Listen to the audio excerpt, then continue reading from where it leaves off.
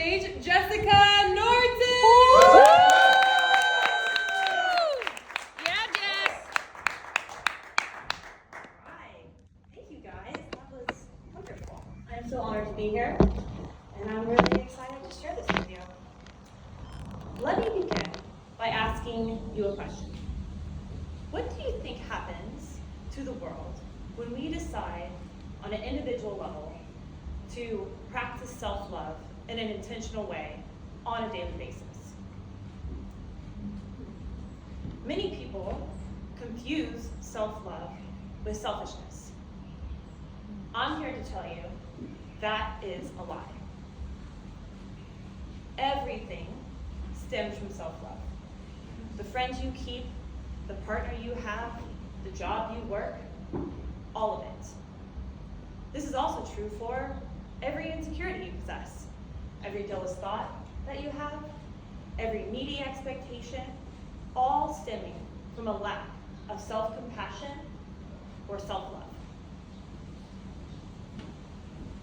I am all too familiar with the void that is created when you do not love yourself.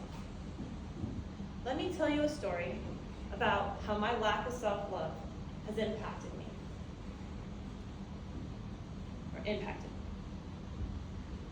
I was a year out of college. I could not find a job. Spent my whole life up to that point in school, up to this moment, for this moment, could not find a job. Finally, after so long, I was able to get a job as a business taxes representative, AKA the tax man. To this day, I don't know why I thought that being a tax collector was a good idea. It's not fun.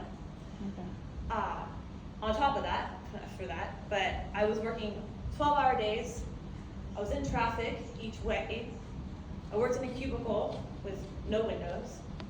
I wasn't working out. I wasn't eating right. I wasn't taking care of myself in any capacity. To make matters much worse, I was drinking way too much. And during this 10-month period, this dark 10-month period, I gained over 50 pounds. I was miserable, completely out of alignment.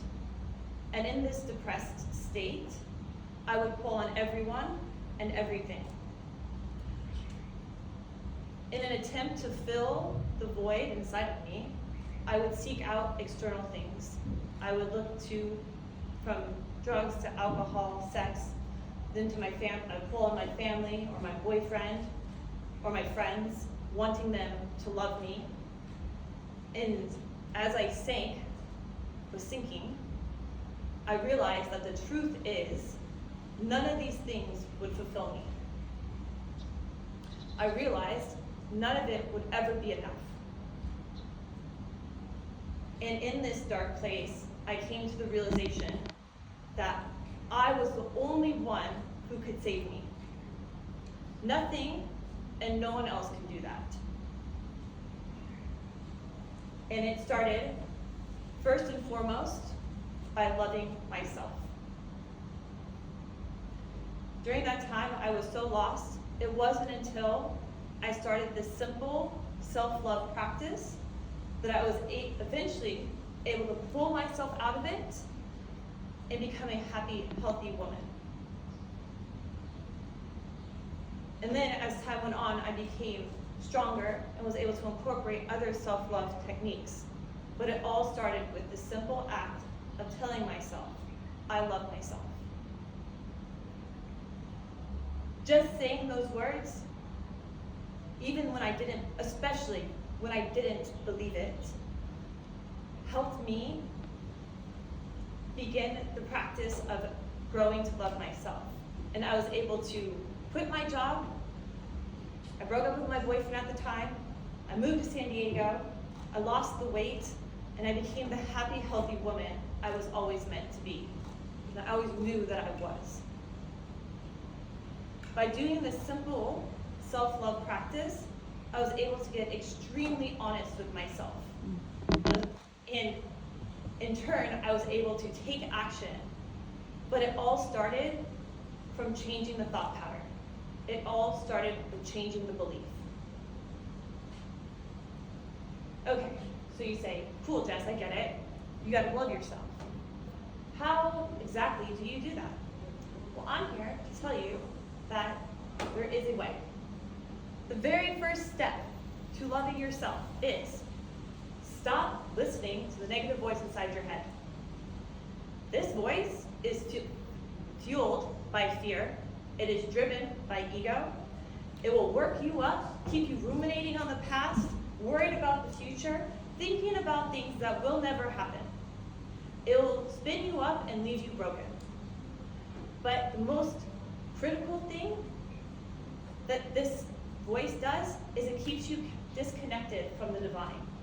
It keeps you disconnected from who you truly are. The second step, once you have identified that, is to change the thought pattern.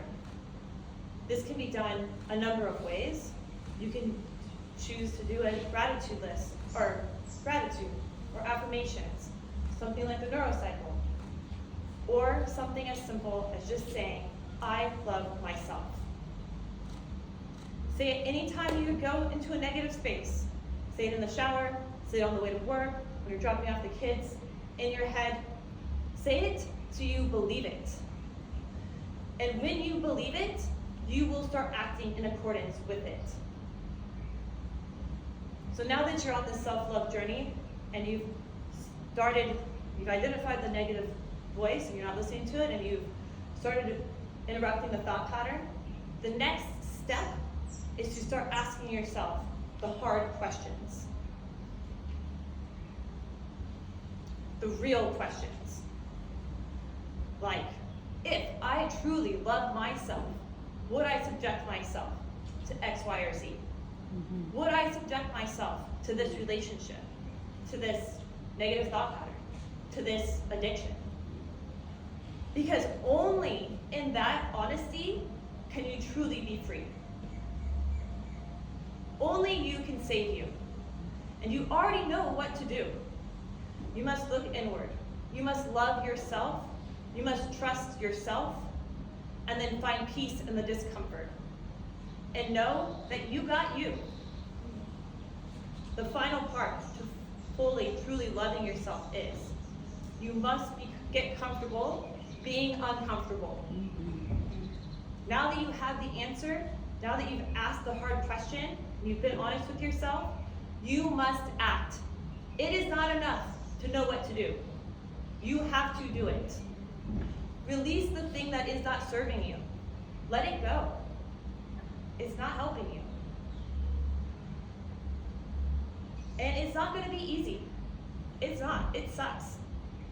But it's what you have to do to live your best life. You must release the thing that's not serving you if you want to truly be in flow. If you truly want to be happy and be who you are meant to be. Simple. Stop listening to negative voice. Change the thought pattern. Get real honest. Take action. It's that simple. It's not easy, but it is that simple. As you get stronger, you can incorporate other strategies. But this is the fail-safe beginner's method on how to love yourself. Life is short. Every day, every moment, you get to make a choice. Who do you want to be? What kind of life do you want to live? Choose the light. Choose self-compassion. Choose to love yourself every single day. The dark cannot survive in the light. If we could each learn this simple life skill, the world would be a different place. Because when we choose to love ourselves, we are complete. We are whole. We are connected to Source. Only then can we truly show up in our lives for those who are important to us. Only then can we truly be there for the people who depend on us. I would like to leave you with this last thought. It is not selfish to create space for yourself. It is not selfish to do for yourself what you do for your best friend, for your partner, for your children or your family. It is not selfish to love yourself. If we change how we show up for ourselves each day, if we truly commit to loving ourselves first, we will change the world. Thank you.